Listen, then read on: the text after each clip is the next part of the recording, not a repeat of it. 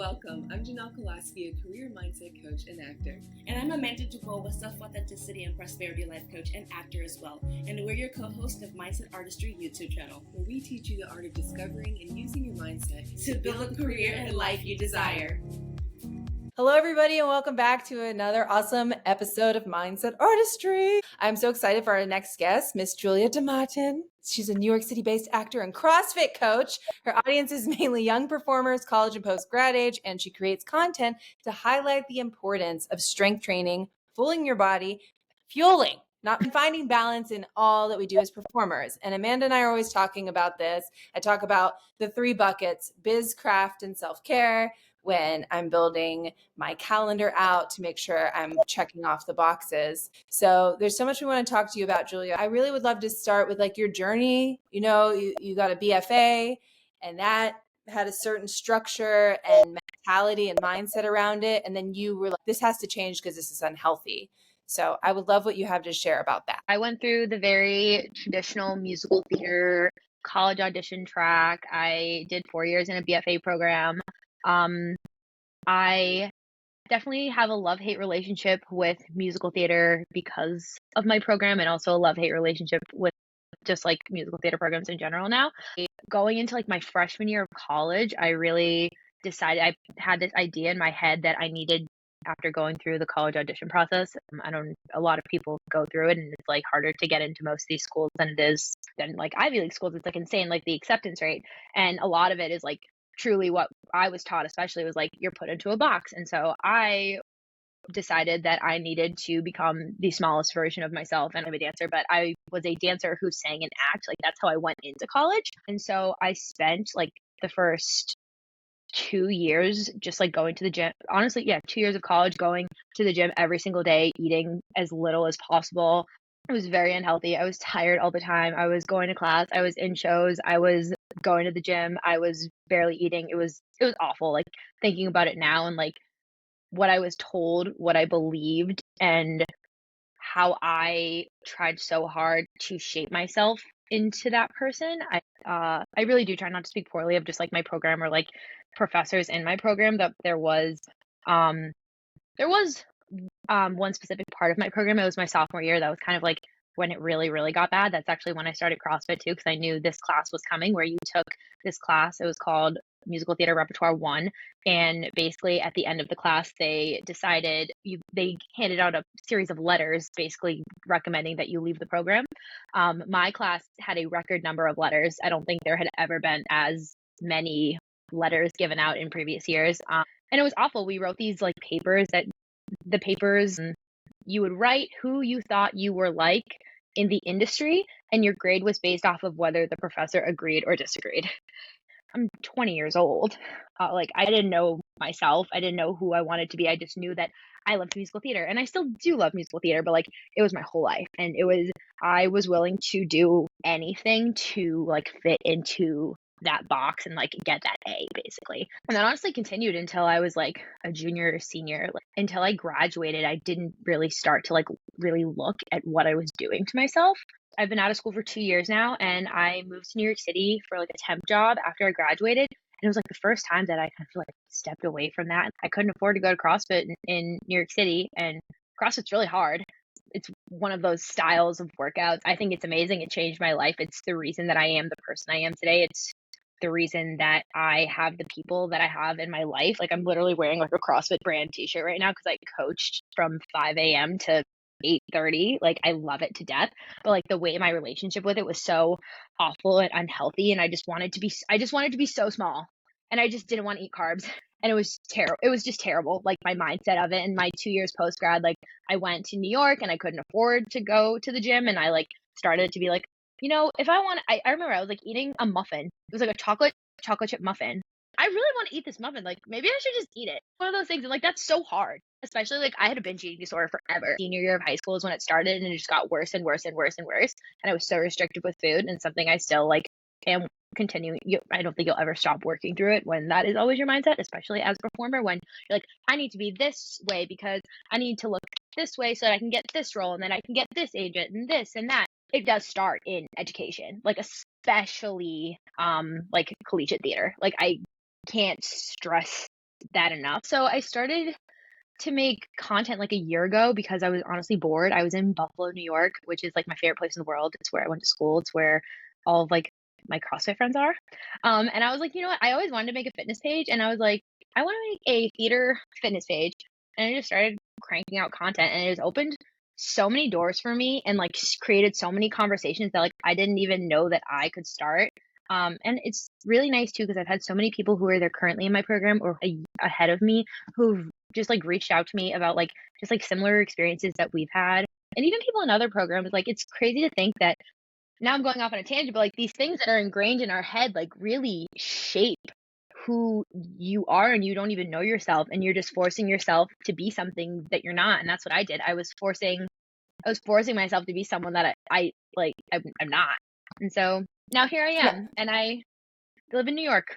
You're here and you broke the mold. I just wanted to commend you. I always like to commend our guest and thank you for telling your story and being able to express that you had an eating disorder and that identity kind of crisis, I call it, like the chaos of identity, especially when you're in that age of college, like guilty. And I work with my clients on this identity and empowerment. And it's very difficult to find your identity and who am I within a society or a career or a structure that is being defined for you, because success is defined this way. You see that actress, right? That comparison of like, who are you compared to in the industry that is successful? And I'm going to judge if you're right or wrong.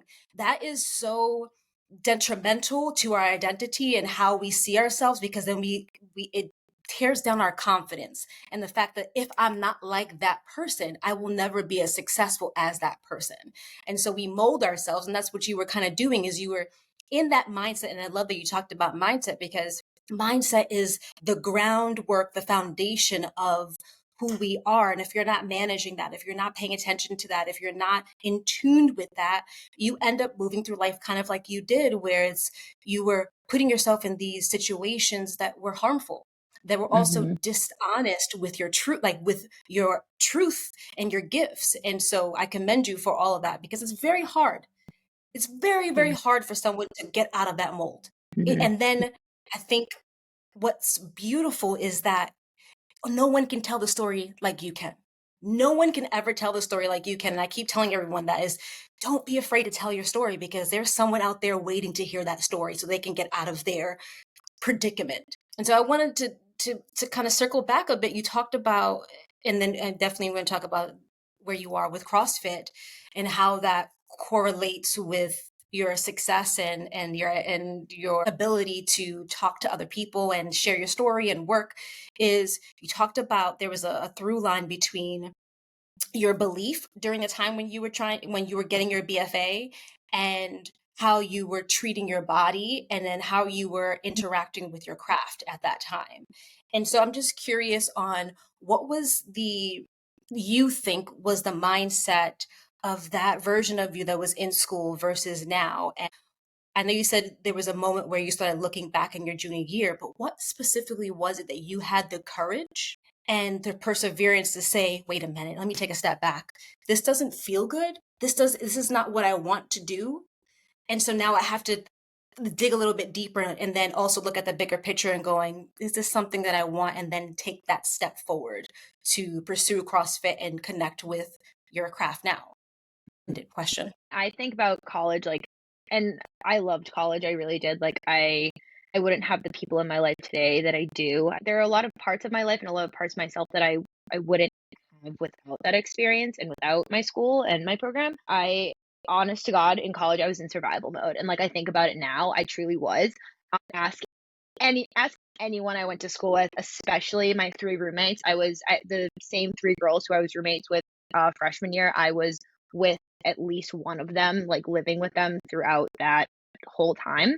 I was very fortunate in that sense, but I was just constantly, I wanted to do well. I wanted to do well in school, and I really loved what I was doing. And I think like I didn't want to fail.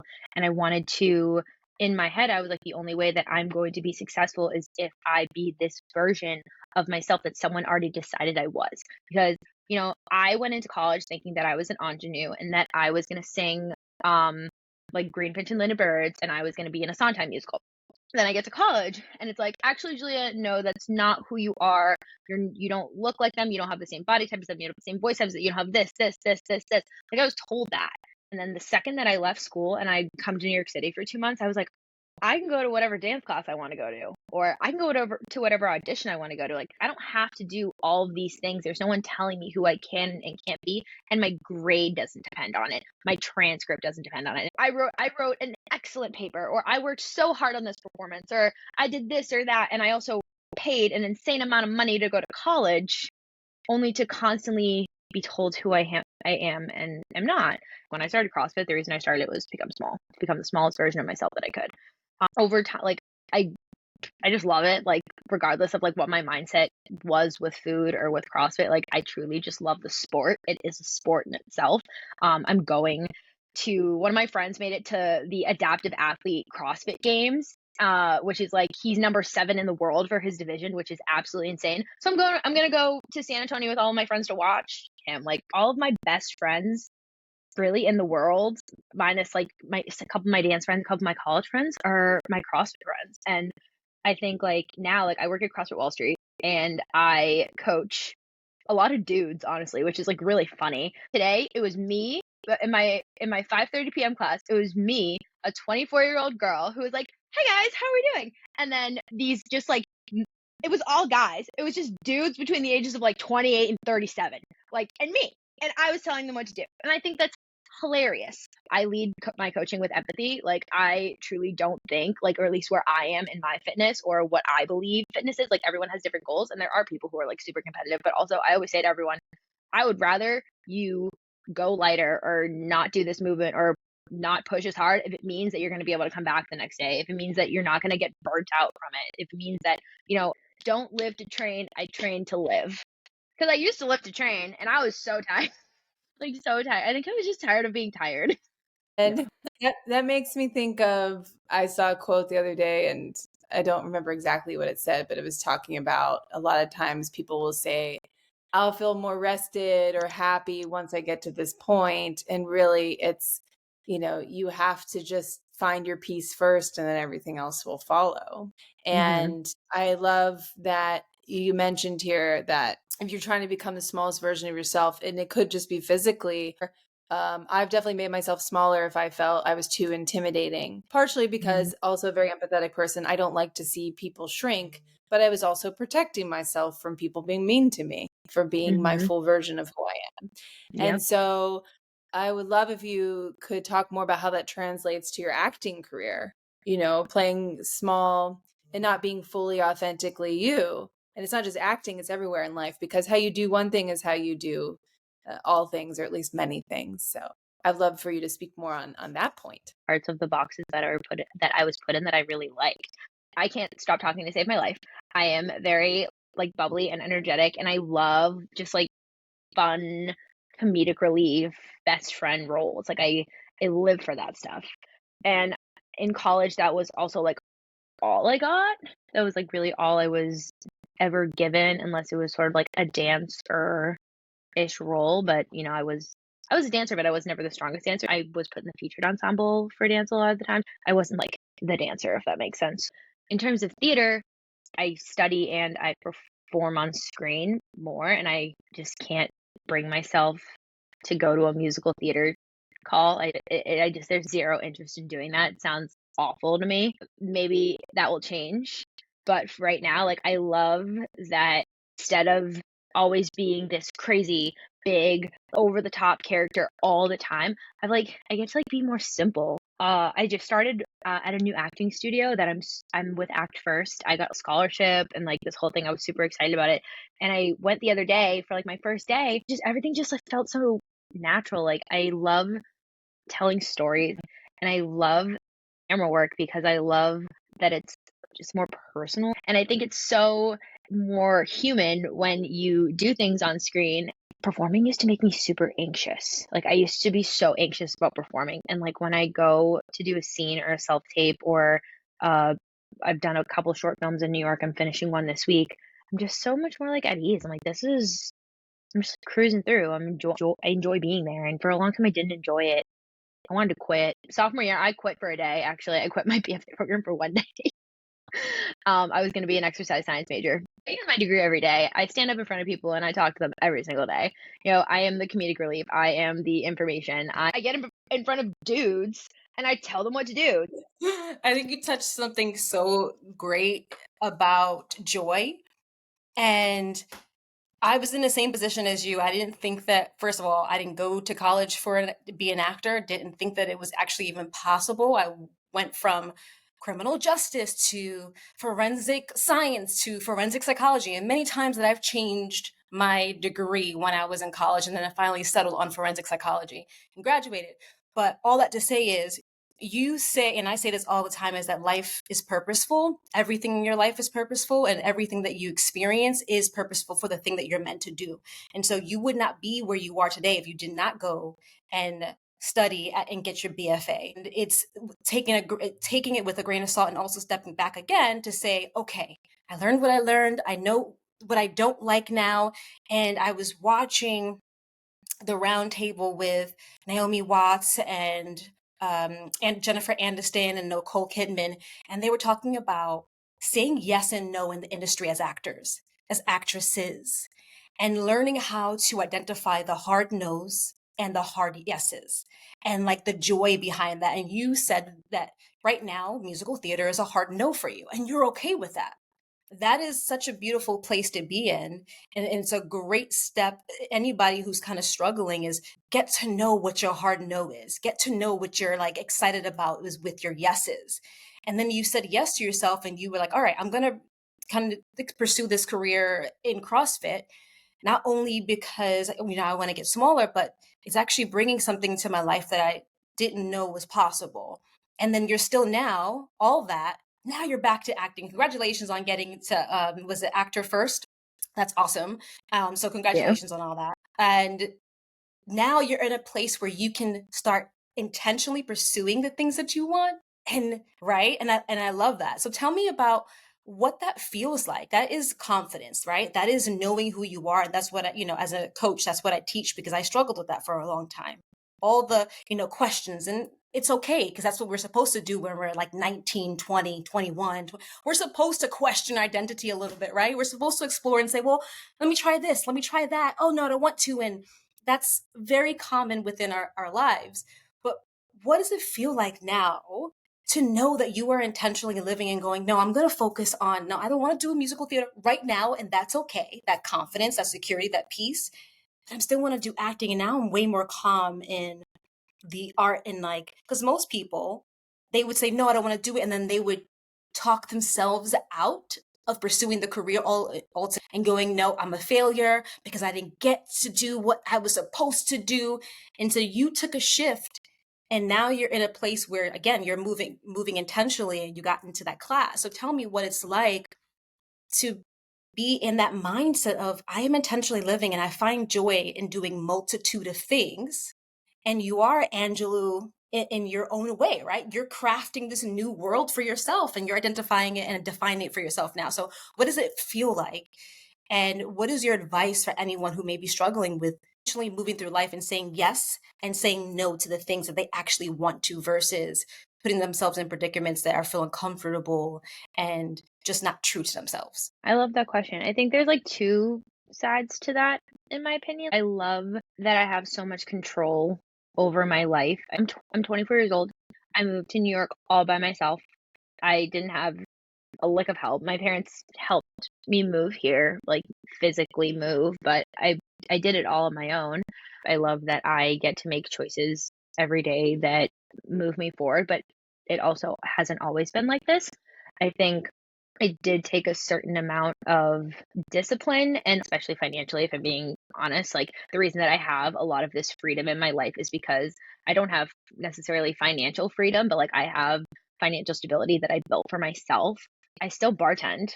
I will be at the bar a couple days this week. My friends are in town and I still have to hop behind the bar because no one else can do it. I can't take that time off. I need that money. But also, I make content for businesses and they pay my rent, which is insane. And it's so fun. Today I did a shoot at a restaurant and I got to eat all the food after, and I'm gonna make the content and pay my rent this month, which is insane. Like, and I did that because I just started making videos. My account actors are athletes. Like, I started there, and then I make TikToks, which I just do TikTok for fun. Please, nobody ever take my TikTok seriously, please.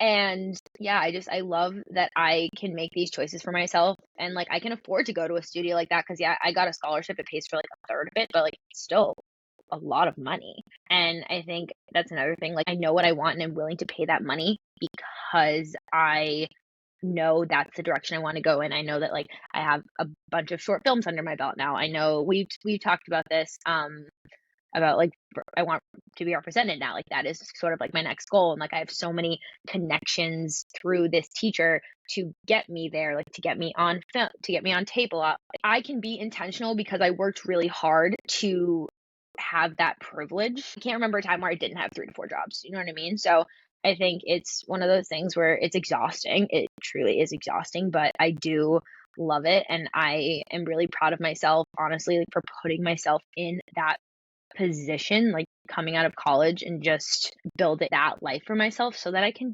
do these things.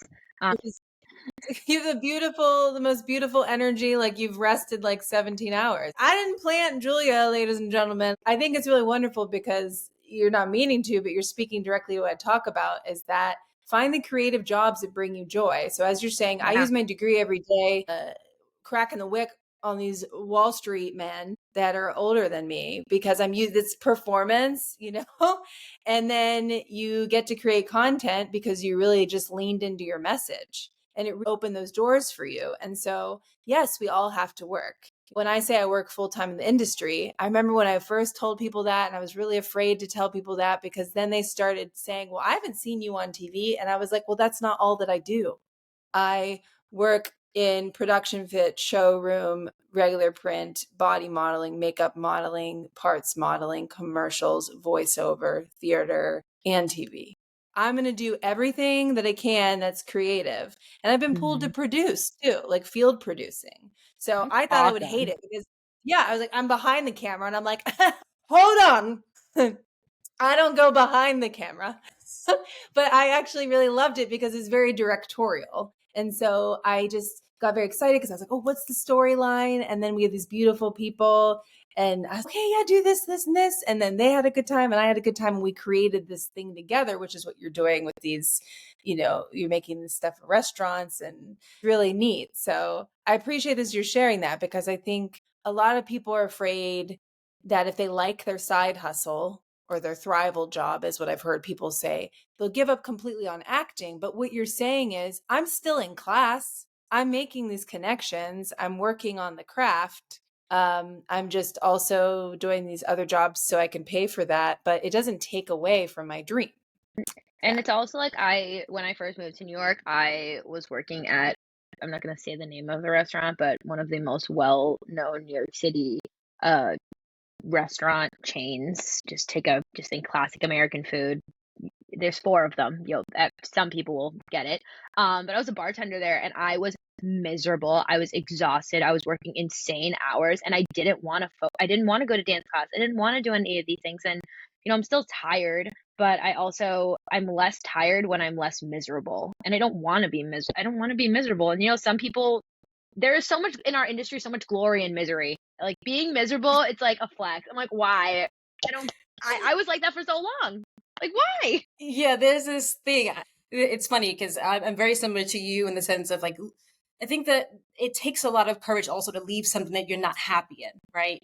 And you did that with that job. It's very difficult to do that and say, no, I'm done, because we get comfortable in the misery, right? Misery loves company. So we end up joining with misery, and then you live in that. And then you're like, why do I hate life?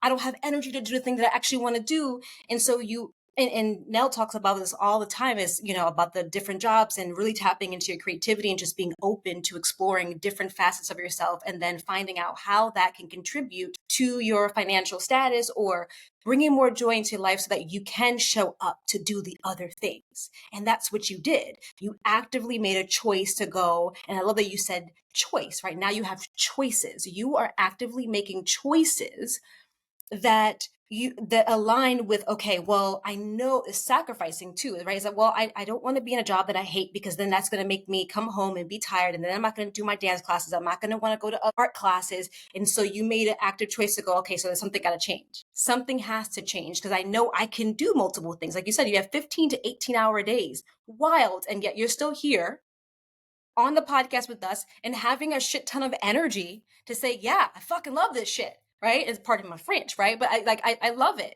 And so and so that's the beauty about finding the freaking joy, finding the joy, and then being able to find that balance in between. So I'm grateful that you say that, because I've been talking about that with my clients. It's like, find the joy, explore that. What does joy look like for you in different facets? And don't be afraid to express that, because just like Janelle and myself, we have expressed producing and writing, and now we're life coaches and we're the podcast. It's like, go for it. You don't have to be one thing, and you can do it all, maybe not at the same time, because you can't split into certain people, to multiple people at once, but there's space to do the things you love. You just got to find that balance, and you found that balance. So what would you share with someone who is trying to do multiple things, but they can't quite get a grip on the balance within their life, right? So we have obligations, we have bills, and then we have desires and goals in our life.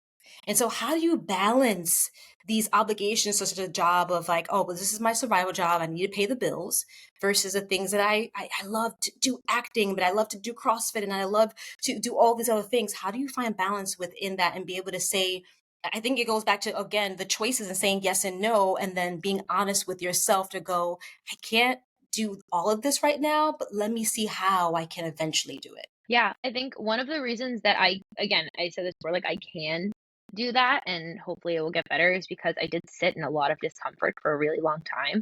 Like I had to pay like $1,000 to get a CrossFit certification, but I also now don't pay a gym membership, and I make twice as much in New York compared to what I made in Buffalo coaching. So it's like sitting in that financial discomfort, or for a long time I had to work jobs that I didn't want to work so that I could afford to move to New York or stuff like that. So I think it's like, I would say finding balance is really something you have to work towards. It's not going to happen overnight. You have to make sacrifices. Sometimes you don't always get to do what you want to do. And I think that's sort of where I think like just as humans, like when we don't get that instant gratification, we give up. And I've done that many times, but I think that, it's okay to sit in that discomfort. It's okay to sit in that imbalance. It's okay to be exhausted, but it's also like okay not to go out 4 nights a week, which is something I used to do. It's also okay to say no to a shift. It's also okay to say no to an audition. It's okay to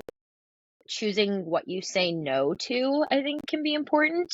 But yeah, it took me a long time to again get to, I'm kind of like at the beginning of my balance. I'm finally finding it, but again, like I get to coach and I get paid to go to the gym, which is like I've worked at 3 gyms now, and I am like certified baby of the group. Because people usually join CrossFit like mid-20s when you're like, it's expensive. It's like when like you're fine, like people are like financially stable enough to afford a gym membership like that. But I've been in these spaces since I was 19 years old, and I was paying like Buffalo prices to go there.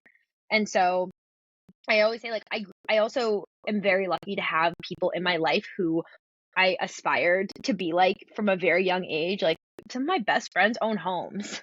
Like that's a crazy concept for someone my age. Like some of my best friends in the world are homeowners. One of my friends sends pictures of his baby in the family group chat all the time because he's 33 and has a baby. I grew up so fast, but like not in a bad way, if that makes sense. Someone said to me today, I was like, oh yeah, I'm 24. And he's like, you're 24? He's like, you just seem so like mature for your age. And like, it's because I spend my time around people who are older than me and people who, they set a bar for me when I was post grad, and I worked twice as hard to just like get to their level, basically. It's the only way I've ever grown. Yeah. And yeah, it's great. I love that you're making that point, because even I didn't start my journey towards working full time as a creative until I met somebody that was doing it. Because it's one thing to know that it exists. That's why we all started. It's another to meet a human that is right there and doing it. And she says, oh, I do commercials and print full time. I was like, oh, what else? She's like, that's all I do. I was like, what? And I think I came across a little offensive, but she was really sweet and like looked at me like, no, young child. And she started asking me really deep questions that nobody else that was at my level was asking me. Okay, well, what are you doing? I'm doing this. She's like, how often? I was like, I don't know. She's like, you don't know? Well, that's your problem. She's like, it's a business. And every business measures their progress and what's going on. And, I take business classes now, and they'll say, if you can't really pinpoint exactly where something went wrong, went a direction you didn't want it to go, you're not aware enough. You're not paying enough attention to your business. And so I'm so grateful for her. And then dance class, I always wanted to be around the other dancers that were older than me or that were better than me. And I felt like a loser for a while. But then I started picking up their skill set because they were teaching me things that I didn't know. And even in acting class right now, one of the guys, he just got a tour of Harry Potter. He's Harry Potter. And, the other people in there are booking recurring TV roles. And so sometimes I feel a little intimidated in there, but I'm just learning so much from them. Okay, now, Julia, this is the thing that we really need from you is the social media advice, because so Amanda and I are quite young-ish. We've been around, and I actually was so inspired by you because you did one where it was like a day in the life, and I was like, why haven't I done this yet? So, and it's a little tricky because as a fit or showroom model, you're not allowed to show the designs. I could actually get fired. Totally like major uptick in my views because obviously it's very fascinating. It's one thing if I'm like, this is what I do every day. And it's another thing if I show. And so you even gave me a little courage. I was like, well, I can show around it and it works. So please, whatever social media wisdom you have, a lot of it has to do with authenticity and really like a clear, concise message, right? Like, how did you find that? Well, for like the day in the lives, I started doing them last year, on TikTok. This was before I even thought about creating actors or athletes. It was like the beginning of audition season. I was traveling to New York and Toronto a lot for auditions. And honestly, for those, I just picked super busy days. Like today was an insane day for me. I coached at 5 a.m. and then I filmed content and then I came home and watched the Tonys for a little bit and then I went back to coach and then I came here. Like that's an insane day and it hits all my points: fitness, content, and now acting. Creating content, I always like to say depending on the platform you're on, creating it with intention. So I would rather, I try to post 5 days a week and I have a specific grid so that it's a post and then 2 videos and then a post, like a photo. Like you look at my grid. My grid is very aesthetically pleasing. It's modeled after my friend's business's grid. If you look at her business account, it's like they're same but different. But always I think like post with intention, like what are you trying to say and like what's a cool different way to say it. So I did a content video the other day I was filming content at my gym because I help with the content at my gym sometimes, and I took a video of me filming content and I like talked about that. Or I always try to prop my phone up at the gym. I'll like mass record them so that I have backups just in case. It's been hard to keep up with like my personal content just because I've been getting so much freelance stuff, which is great. I'm so grateful that like I have the opportunity to create these conversations. Like I don't have a huge audience, but I do have a really decently sized audience for my niche. It's given me the opportunity to connect with so many awesome people. And I've gotten some really cool people coming up. Like dream collaboration. I had Cara Rose DePietro. I like almost died. I'm like her biggest fan. I really am. Like I'll say that openly. Like I don't care if she sees it. Like I'm literally her biggest fan. And the fact that like she like followed me back one day and like answered my DMs. I was like, oh, but her story on just like recovery, and we have like similar but different experiences, which is something I started following her when I was in college. So it was like really cool.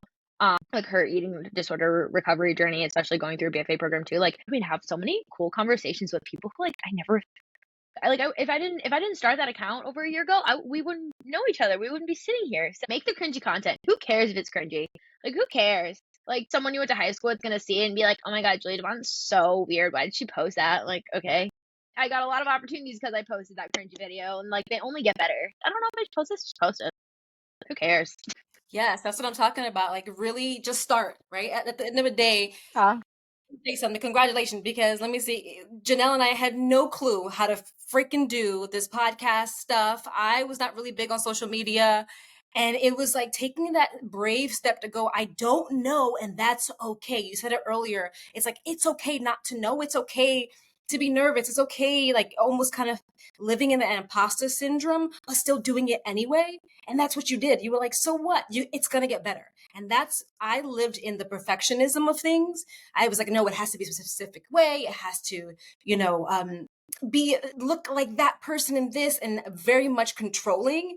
And when I gave that up and decided to like just try and be yourself, it was so much more liberating and so much more fun. And then I learned a lot more, and I just made the shifts as I went along, which is what you did. Is you just tried, did the cringy thing, did the thing, and now you've gotten better. And it's like, honestly, as my mom used to say, fuck that shit, right? When people say like, fuck that shit, I'm cursing today, all types of things, but hey, right? It's the Bronx coming out today. It's really just going, who cares? Because at the end of the day, you get to do what you love. Like, look at all the things you've accomplished along the way and develop within yourself and learn to grow and speak your truth in everything that you do. And now you're sharing that on a platform that is probably, and I'm sure it is, inspiring others to do the same, just like you inspired Janelle. You are inspiring because you took the risk, you did the thing, and said, all right, if you like it, you like it. If you don't, okay, because you've lived in the rejection of it. And so you've kind of like with acting and the BFA program and all that stuff is like, all right, rejection is not going to define me. If anything, it's like me and Janelle, we say rejection is redirection, rejection is protection, and rejection is correction. And so it's all those things that you decided to do. So it's like, do the thing, because now look at myself and Janelle. We have you on this podcast. We're collaborating with all these amazing people, and we get to share your story, share our story, and like have fun doing it. We have so much fun doing this, and we're doing so much more, and you are doing so much more. So it's like, do the thing. Do the freaking thing that you want to do. Forget what people think. Don't worry about it being perfect. Try it out. It's like doing those auditions. You're not going to prepare and then let go. See what happens, see what comes up, and see what kind of fun you have with it. And it's beautiful to see, and it's beautiful to be talked about, and really dismantle that idea of perfectionism or comparison to others. Like, so what if they're doing the same thing that you are? You're doing it differently. No one can have your story. No one can have your voice. I just want to circle back because I want some more information. Can you explain to me, for those that don't know, what is CrossFit? I know it's a little late in the game, but like really explain to me what CrossFit is and how someone can get access to CrossFit to you and your platform. CrossFit is functional training. It is constantly varied. You will never show up and do the same thing every day. It focuses on strength training, functional movements, gymnastics, cardio, HIIT, anything and everything you will do in CrossFit. The thing that I love about it most is the functionality of it. You know, a squat. Everyone sits down in a chair and stands up every single day. You know, you pick something up off the floor every single day.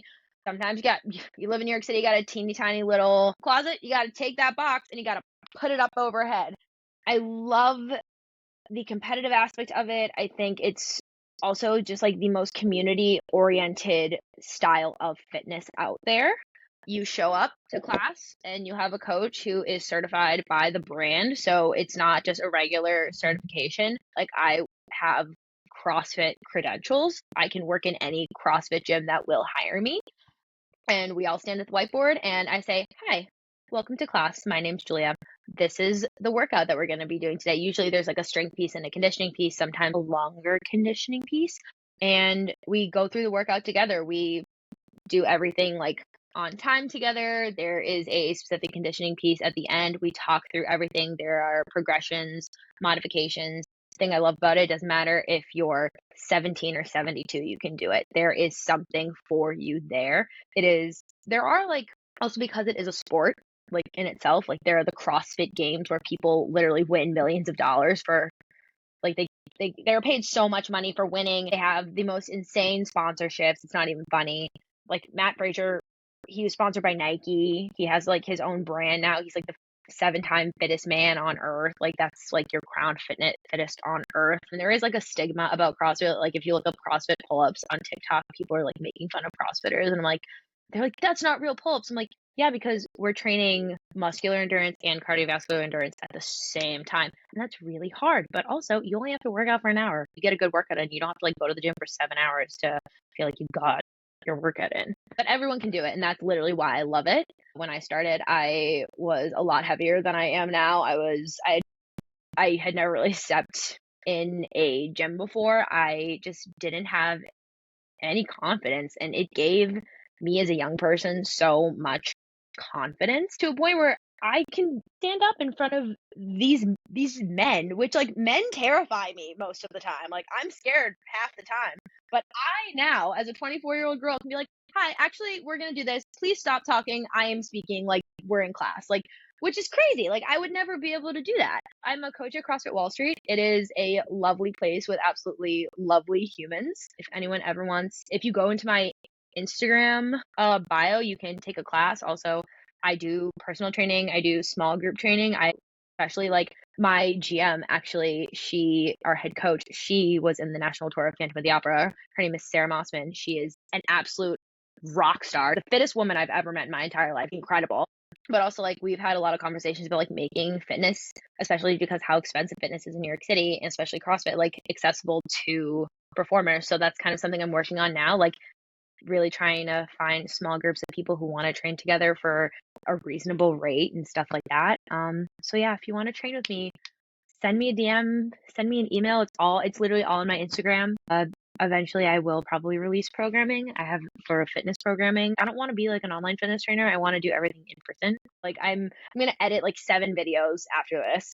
I really just want to like go into a space and hang out with actors or performers and teach them my favorite thing in the entire world. It made it easier. I remember when I started CrossFit and then I went back after like COVID and like did some shows or like did dance class at school. I was like, wow, like this is so much easier. Because it is. CrossFit's hard, but it makes everything else easier. People think I'm crazy, but it's true. Like it does. I don't care what anyone says. It's great. It changed my life. And there you have it, ladies and gentlemen. CrossFit.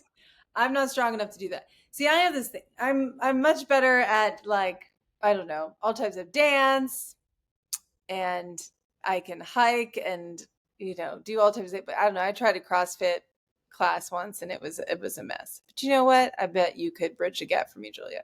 Take my class. Okay.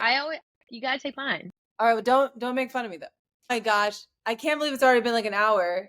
This has been so amazing. Do you have any final words for the people that are listening that you really want them to know about your journey and about life and about being an actor and a human and anything? I'm just grateful to be here. Thanks for listening to my tangents and listening to me speak. Like that's crazy to me. Like still, it's like crazy to me that I'm here.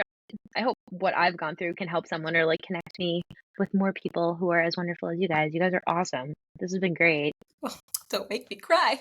No, thank you so much. No, thank you honestly so much for being on the podcast with us and sharing your story. Like I love this stuff. I love just sharing people's story because I think so much gets brushed under the rug or overlooked or unshared. And that's why we created this platform, is to share the stories and to let everybody know that you're not alone in this, like ever. You don't ever have to be alone in this. And that curiosity is what's going to really propel you forward in life. So thank you for sharing, because if anyone's out there curious about CrossFit, you found your lady. You found your person to go, especially if you're in New York, like go check it out.